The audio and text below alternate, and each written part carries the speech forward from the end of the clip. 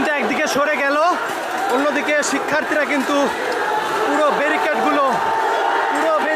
ভেঙে, আপনারা দেখছেন হাজার হাজার শিক্ষার্থী পুরো ব্যারিকেড ভেঙে কিন্তু গেল।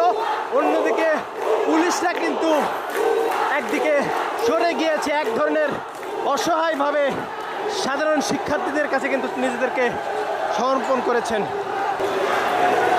এবং আপনাদের যেটি বলছিলাম যে একপাশে পুলিশ এতক্ষণ যারা ব্যারিকেড দিয়েছিলেন তারা কিন্তু এক সাইডে চলে গেছেন এবং সাধারণ শিক্ষার্থীরা তারা ব্যারিকেড ভেঙে কারওয়ান বাজারের দিকে এগিয়ে যাচ্ছেন।